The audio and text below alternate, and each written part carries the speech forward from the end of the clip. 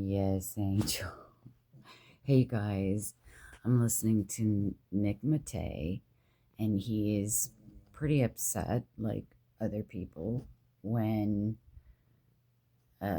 it's hard to understand why Trump will talk to Bibi and ask him to stand down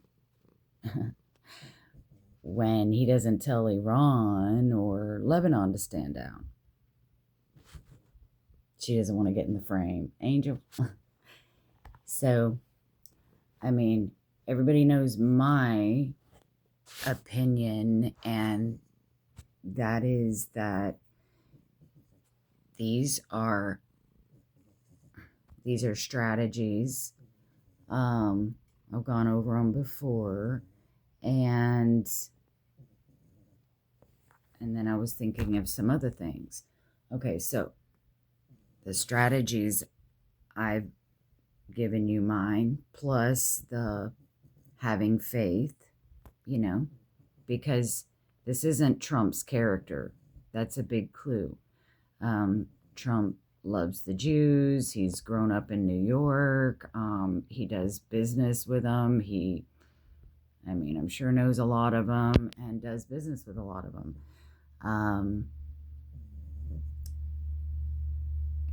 Being a wealthy New Yorker, that's pretty automatic. You probably have a lot of Jewish friends because New York is known for Jews anyway. And I maintain the fact that, all the proofs and trust in God, and also, darn it, I'm getting distracted here. Okay, so Lebanon is a problem. They are basically Iran, I understand. But Trump doesn't negotiate with terrorists. I've said that over and over. But when you are dealing with psychopaths, you have to pretend, you're not going to talk to them. He has even also found out that closing the straits is choking them and suffocating them day after day after day after day. Then they're so desperate because they're using up all their ammo and weapons, and they're not getting them replenished, that they're starting to go for their stash in areas that we didn't know of. But today they found this massive underground tunnel in a mountain, underneath a mountain. It had its own hospital in there, and it could house thousands of IRGC. If you keep bombing Iran, you're wasting money because they just go run and hide in their hidey holes. Lebanon is mini Iran, yes. Closing the straits is choking them, yes.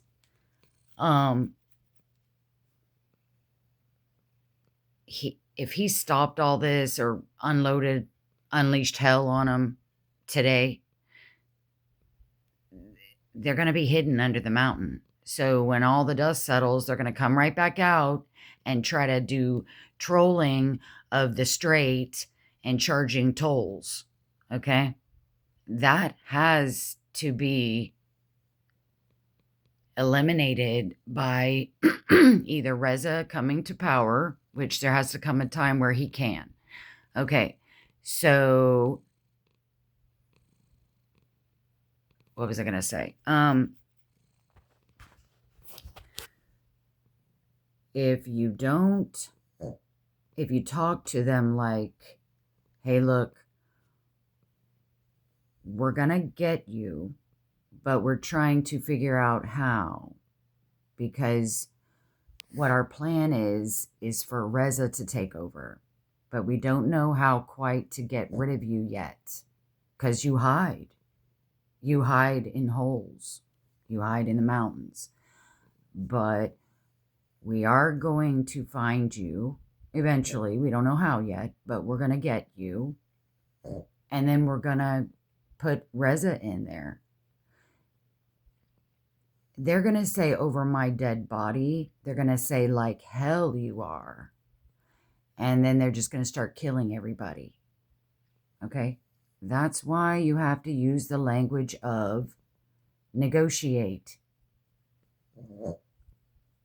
Trump is never going to make a deal or an agreement with terrorists that won't even adhere to the agreement.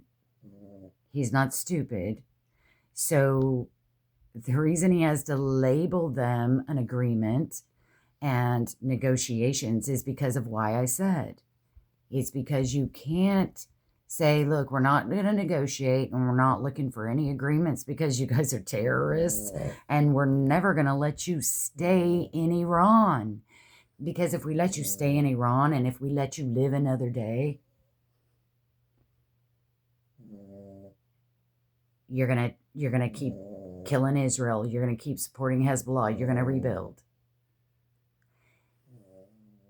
Why can't you understand that he can't talk to them honestly? Okay? He can't. He can't tell them the truth. He can't say, look, you guys, we're trying to figure out how to retreat, and retreating is a war tactic and a war strategy. Like when you say, I'm going to give you sanctions of 20 billion, that's just war talk. It's called retracting. It's called pretending you're... So America, think of it. If we all left there right now, they'd rebuild. They would start immediately trying to get more money. They're going to start immediately selling oil again. They're going to immediately start charging tolls. We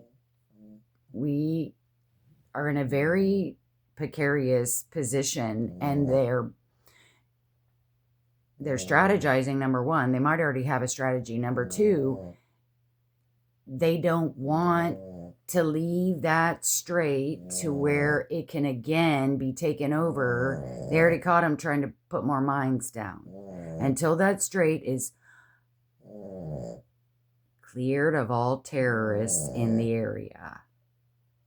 You see? You see how the terrorists have to leave? There is no negotiating. There are no agreements that they will agree to. Even if they agree to them, they're lying. They won't ever adhere to them. That strait has to be terror-free. And that means the terrorists are going to go. There's no way we can come back home in our ships until there's no more terrorists. So all this talk of agreement and ceasefire and whatever the other things, negotiations, that is just him lying back. He's lying to them. He cannot speak truth to them. I don't see how people don't get that. They're still saying things like, you can't negotiate with terrorists. No shit. No shit. Can you be honest with them either? Can you look at the other end? Try it doing in reverse. Answer your question. Answer your statement. You cannot negotiate with terrorists. You're going to answer two ways. You're going to say either bomb them all to hell, which you can't. They're going to hide in a mountain. Or you're going to say bomb them to hell. And it can't be done because they hide. Next thing you could say is tell them that. Tell them you must go because terrorists cannot stay in Iran to rebuild. We're not negotiating. We're not making any agreements. We're not signing any contracts. Just leave because Reza needs to run the place. Try saying that. Try telling them that. That's the only thing you can say. Because you keep saying you can't negotiate with terrorists. You can't make an agreement with a terrorist. Well, tell me what then to say. Tell Trump then what to say. Tell him. Are you going to tell Trump to tell them, we don't negotiate with terrorists. We won't trust you with any agreement you agree to or don't agree to or sign. We don't trust you. Do you propose to be honest to them then? Should Trump just be honest and say, we're not going to trust you? We're not going to negotiate with you because you're terrorists. What's your next strategy? What? If Trump were to be honest with them, what's your next strategy then? Because they're going to say, like hell, fuck you, and over my dead body. And they're going to start killing everybody. They're going to start killing all the Iranians. They're going to start taking them hostages on TV and say, look here, you don't blah, blah, retreat. We're going to da-da-da to every single one of these on TV. They're not doing that right now because Trump is negotiating with Psycho Jack the Ripper on steroids. That's what Trump is doing. Okay, that's a long-winded way of me repeating everything I've been saying, but let me show you something else that I was thinking while I was listening. And, you know, somebody said something like, well, maybe it's kind of like a child. When an adult with a child hits the adult shouldn't hit back hard. No, I don't agree with that. I do agree we are, they're immature, but they are terrorists. They're psycho children that need to be in a padded room and heavily sedated, yes, because they're very immature, hateful. Okay, but no, they're not like children, and you shouldn't treat them as such. But they are actually demanding.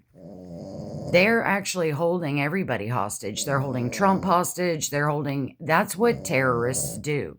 So if they're holding Trump hostage and Bibi, because our hands are tied, because if we keep bombing them, do you know how expensive that is? And it does nothing.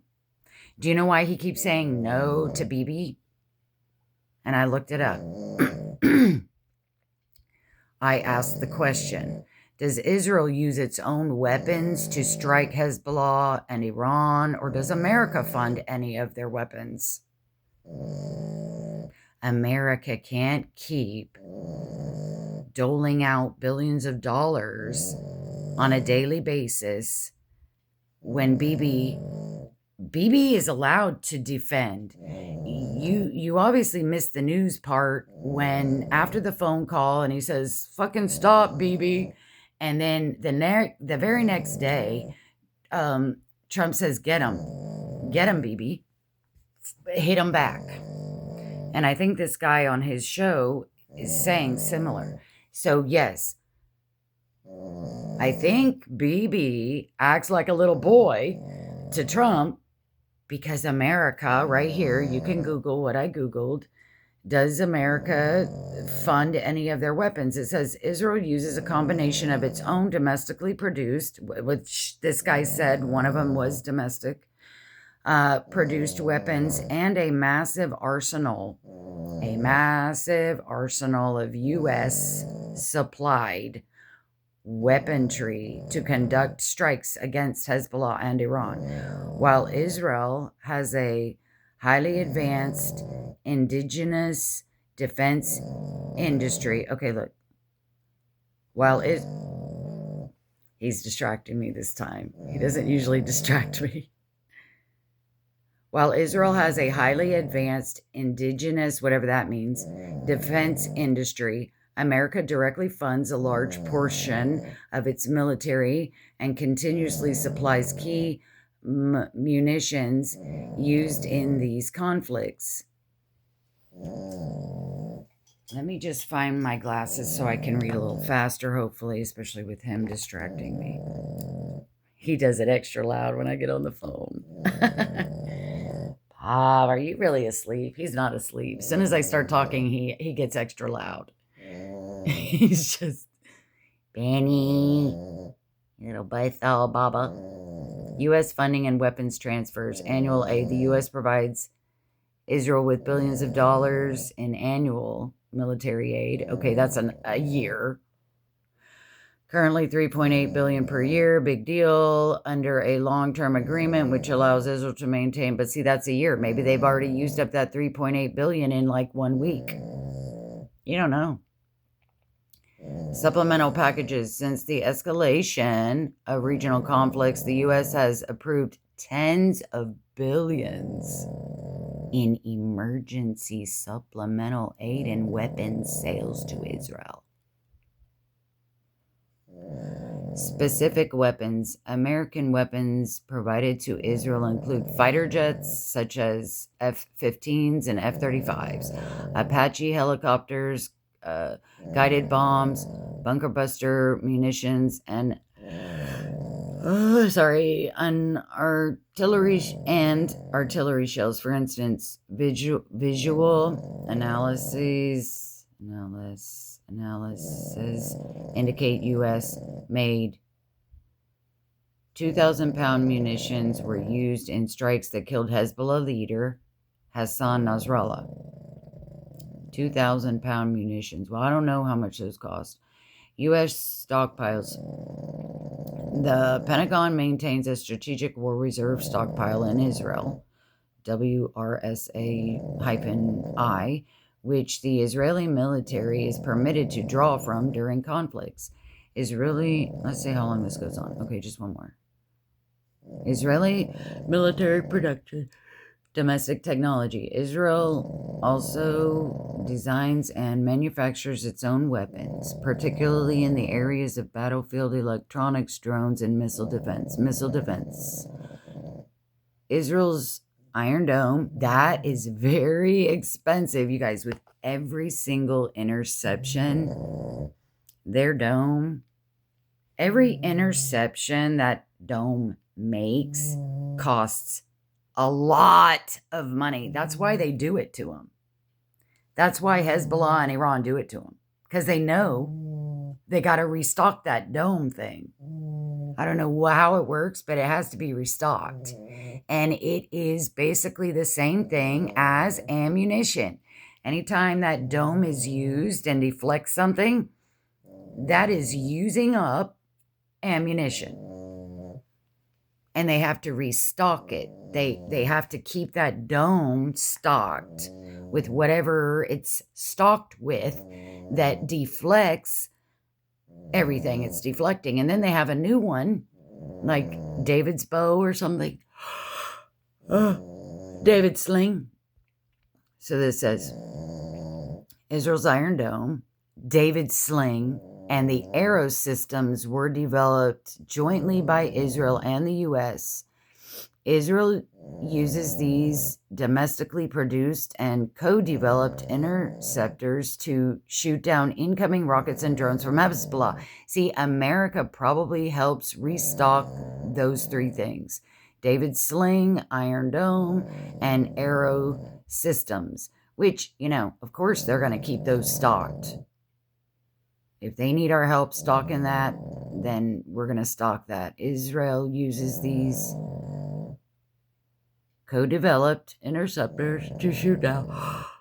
It says you can learn more about U.S. foreign assistance metrics via the, if you can see this, congressional, see the blue letters, Congressional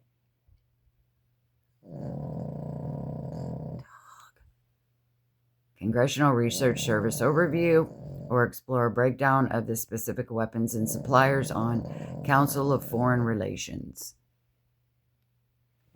So, just always remember, you can't talk to crazy Jack the Ripper the way you really want to. Hey, look, Jack, you're going to prison, and you're probably going to get the electric chair. And, yeah, as soon as we get you. So just come on out with your hands up. I don't think so.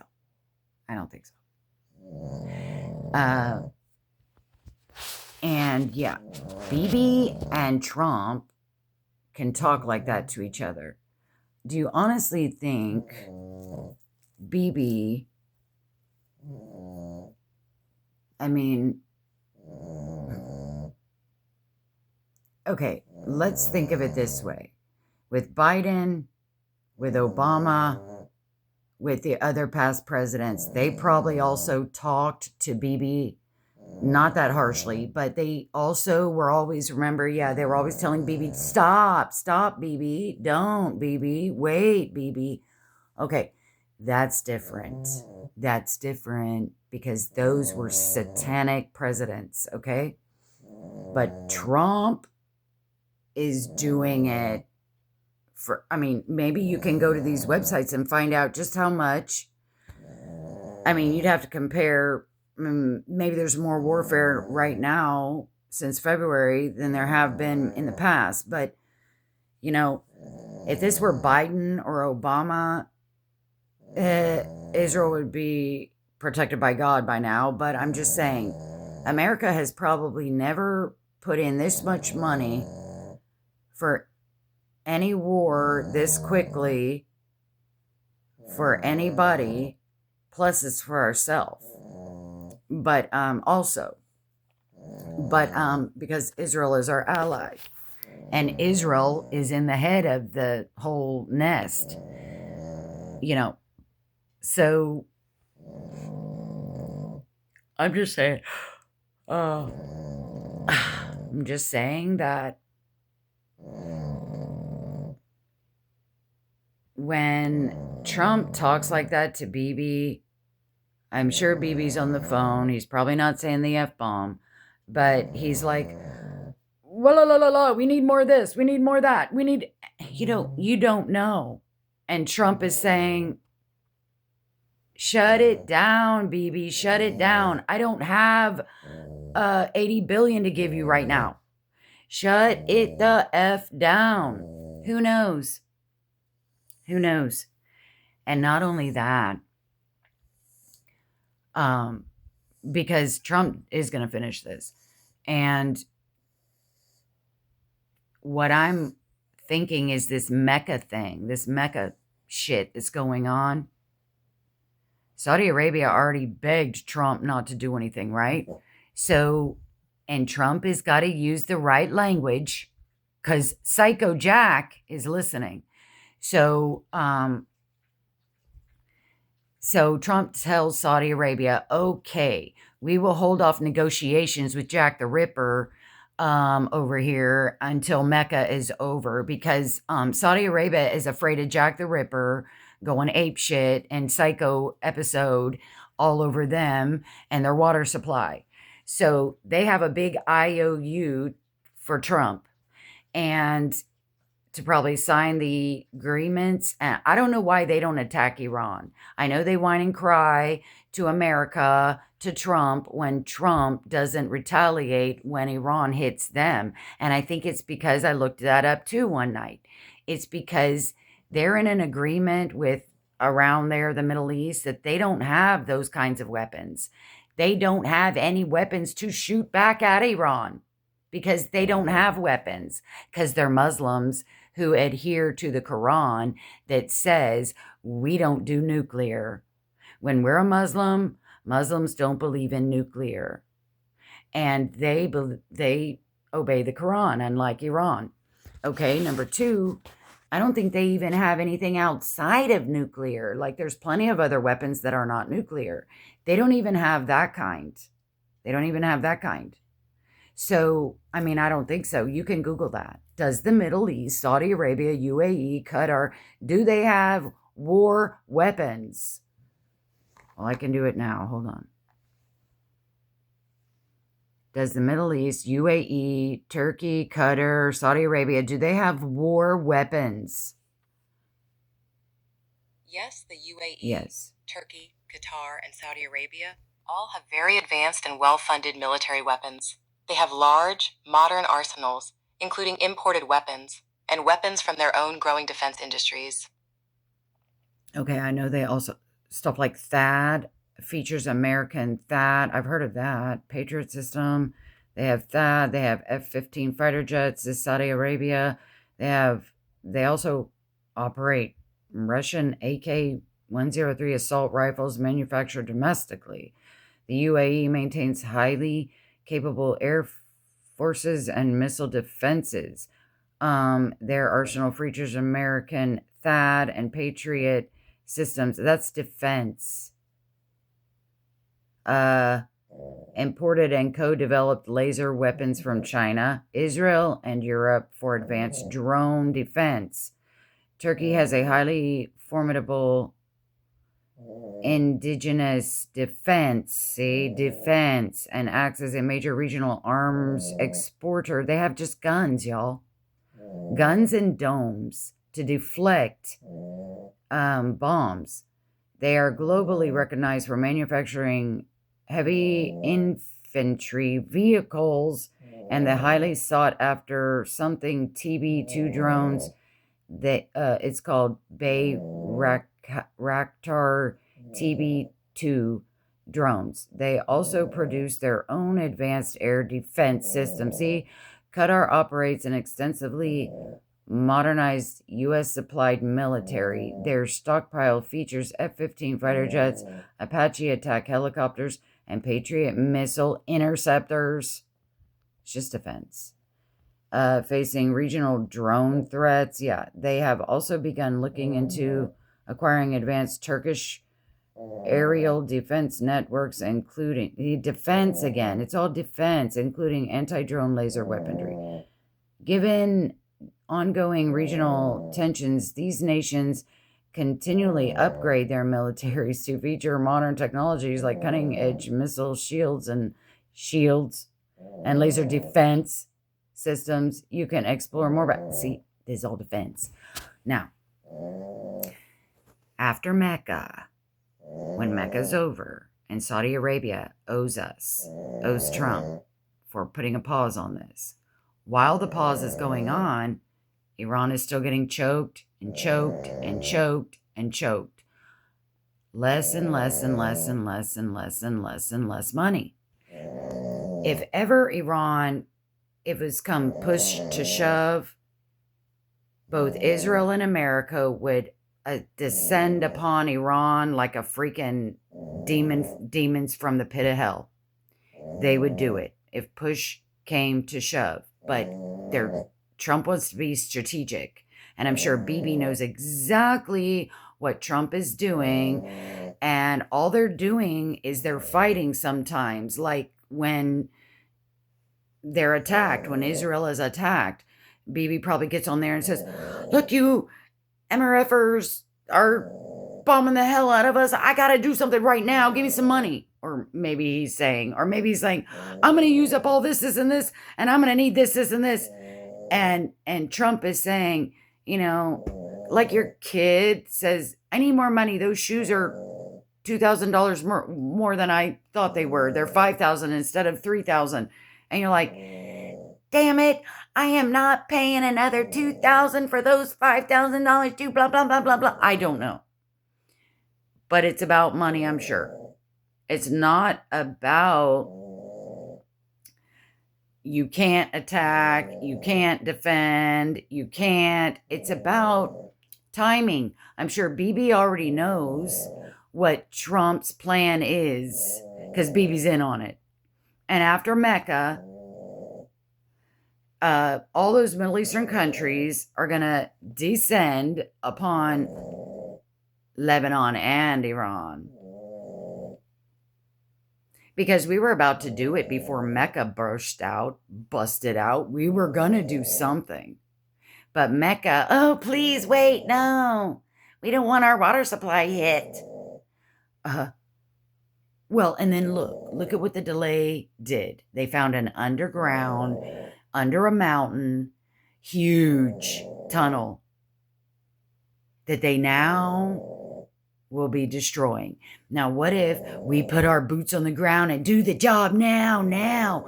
While we were out there looking for that powder, all them IRGC in that giant tunnel under that mountain would have come out and blown everybody to smithereens. So the longer we wait, they're losing money. They're using up weapons. Now they're going into these secret stashes, and whenever one comes out of the ground in that secret stash, they see it on the radar. And they're like, "Oh, that's a new spot. Let me get the radar vision." And they go get the radar vision and they can see how big of a tunnel it is. And now they've just saved a bunch of troops. If they had plans to go on the ground over there to find that powder, that nuclear powder, all those troops could get killed if they don't find all the hidey holes that these monster demons hide in. If they don't find them, because I think they're going to take over Iran. Reza is going to take over Iran before all of the IRGC are dead, because they can't wait, because those suckers are like ticks. They can go months without food and water and sunlight, okay, and still live. So they got to get the Iranian people to gang up and overpower, one. Two, Reza then can come in and with his FBI can, and his, what's it called, the Eternal Guard, they can go find the rest of the hidey hole IRGC, okay, and get them little by little as they're setting up their government and their new life. But meanwhile, you got to talk to them like they're crazy. Meanwhile, you have to get the Iranian people to a position where Reza can come in and finish up the internal dustpan stuff. And Benny, I can't concentrate. Anyway, I've said pretty much all this same stuff anyway. So when Lebanon is, when Mecca is over, it's bombs away. But they've got plans on how to do Hezbollah and IRGC all at once, same time. Meanwhile, Israel has to protect, defend. It's called defense. See, Trump, the more Israel strikes back, the more Lebanon is probably going to strike them. That costs more Iron Dome stuff to restock, and it costs more firepower to retaliate. I think Trump only wants them to just defend, meaning deflect what they're doing, because if you keep firing at them, then they're going to keep firing back. Another thing is, whenever Bibi disobeys, he probably is saying, "Look, dude, I just found 6 top IRGC commanders in those townhouses, and I blew the motherfuckers up. So give me some more money, because I wasn't going to pass that opportunity up, Trump." And it's just stuff like that. When you have an opportunity that arises that's not in the budget, you do it.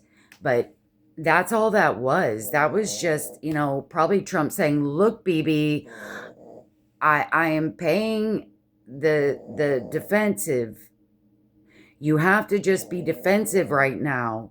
Stop going overboard with the splattering of the this and the that." And Bibi is probably saying, "Look, dude, it wasn't just a retaliation. This was serious. It was IRGC members." But the news won't tell you Trump's response, which is probably, "Oh, okay. Oh, I saw that my intelligence told me that they were high ups in the IRGC and you had to get them." But nobody in the news is going to tell us that Trump is saying, "Yeah, okay, cool, Bibi." No, they're not. They're just going to give you the shit news that says Trump screams at Bibi And BB's always calling Trump. But they never are going to tell you what Trump said unless Trump gives an F-bomb. Okay?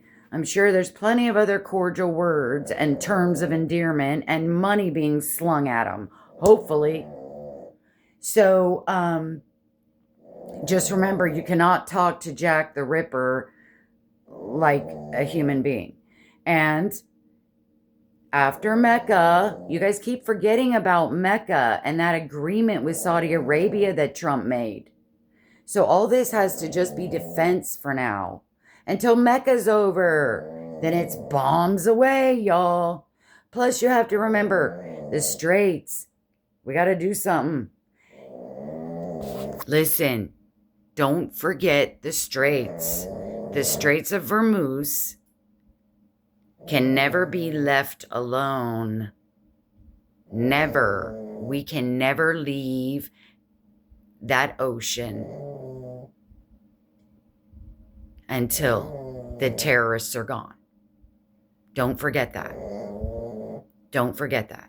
We will never be able to come back home and end this unless there's not one terrorist left in power to do damage.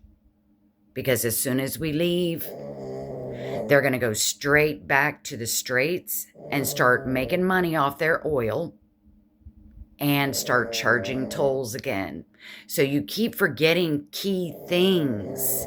You keep forgetting you can't talk to Jack the Ripper like a normal person, or he'll start killing everybody on television. You cannot leave the Strait of Hormuz until the IRGC is extremely crippled and the Iranian people in Reza can get the stragglers, the last stragglers, okay? And all this, you forget, and you forget that this is biding time. It's choking them. You forget that. Every day it's choking the life out of them. You keep forgetting that. It's choking their money supply. They're not rebuilding shit. They have no money to rebuild. Neither does China. China has no gas to run anything in their planes. Listen, you have to remember bare basics. We cannot leave there unless that strait is secure, meaning no terrorists around there. Reza has to take over. The Iranian people are going to take over. Hezbollah has to be gone. And every day that this stalling of negotiations is bleeding, they're bleeding, they're hemorrhaging. And they're getting desperate and they're using their stash weapons. We're finding more. We're getting more intelligence.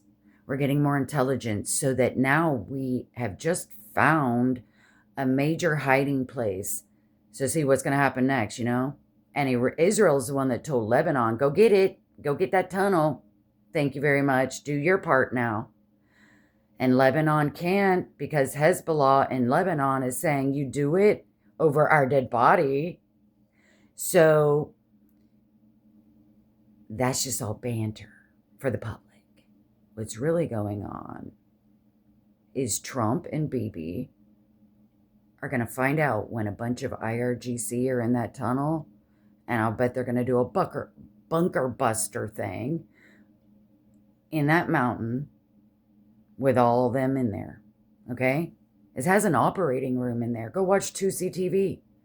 His video before last. He had 2 videos today. I posted it on my post. So, listen, God is doing great things in the waiting. You know the verse? Those who wait upon the Lord shall renew their strength. Or does it say, those who are impatient with the Lord shall renew their strength? No. Worrying about your life won't add 1 cubit to your stature, and it won't add 1 more day, and it won't add 1 more nothing. You have no choice, really, is what it says. You have to trust God. That's your only choice. You want to choose to trust him, or do you want to choose to bite your nails and add a cubit to your stature that isn't even possible to do? So, those are the reasons. And I'm sorry it took so long, but those are the reasons. Just don't forget those 3 things or 4 things. Whenever you start getting scary, just remember those, however many things I say. There's only 3 or 4. And if you remember those 3 or 4 things, whenever you start getting scared, then you will, plus that, you should be trusting God anyway. And remember that God put Trump in there. He might as well be a Jew. And do you think he wants his own people to suffer and get annihilated? No, he does not. His character right now, when it seems skittish,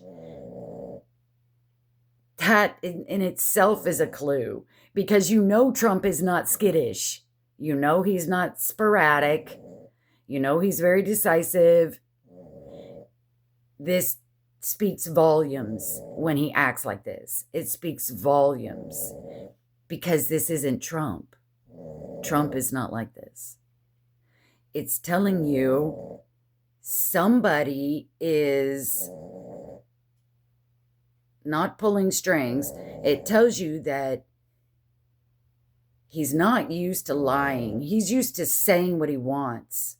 He's used to saying it like it is. But he can't right now because he's undercover. So it's out of his character to be not honest and to lie. So it comes out however it comes out. Plus it looks crazy, but it's not crazy, okay? It's not crazy. Trump's dealing with crazy people, so it looks like he sounds crazy. And besides, it doesn't even look crazy when you remember the facts that I just gave you. So, okay, well, I guess I'll get back to my Isaiah, and I won't watch the rest of that, but maybe I'll listen to it some more. But God bless you guys, and just pray. Whenever you want to worry, pray. Okay? It says, cast your care upon him, on Jesus, on God, because he cares for you. Say, God, what the hell? What the fuck is going on here? I mean, why do you have to turn to a human all the time? Of course, we need to bear one another's burdens, yes. But if there's no human around, or you're tired of saying it to your wife or on the YouTube or whatever, did you even take it to God first? Because God is jealous. When you go take it to your mama, your dad, your wife, your friends, your family first, before you take it to God first, he's jealous. He's jealous. You should have told him first. Okay? And if you did, maybe he would have given you an idea. He would have given you a word. He would have given you peace. And then you really, instead of going to your wife and family with some scary facts, you instead could have gone to them and said, hey, you know what? I was talking to God today, and this is what he was making me feel like, and what he's telling me. I think he's telling me this. And he gave me these ideas about what's probably going on. Isn't that exciting? Then you're glorifying God, okay? Because like the verse says, oh, magnify the Lord with me. Magnify the Lord with me. It doesn't say magnify the problem with me. Don't go magnifying the problem with me, your friend, and your marriage and your people. You're magnifying the problem with them first instead of magnify the Lord, and you cast first your care upon the Lord. Okay, you guys? But I know a lot of them are Jews. You Jews, some of you are atheists, some of you are secular, and some of you just need to read the Torah more. And if you're a Christian Jew or a Christian Gentile, yeah, you need to read the Bible and do it. Don't just read it. Oh, that's a nice saying. You got to do it. He said, cast your care. And you go, oh, that's nice. But do it. Do it. He says, I'm jealous. I'm a jealous God. Yeah, oh, that's cool. Yeah, well, you better figure that out. I just told you what it means. He's jealous. Stop taking it to everybody else first. Stop magnifying the problem first. Start waiting, not being impatient with God. See, you guys, you read all these verses and then you just go and live your life the way you want. That's why things suck. But if you enjoy worrying and complaining, I can't help you. But I'm just trying to encourage you to believe the Bible. Don't just read it. Do it. All right, bye.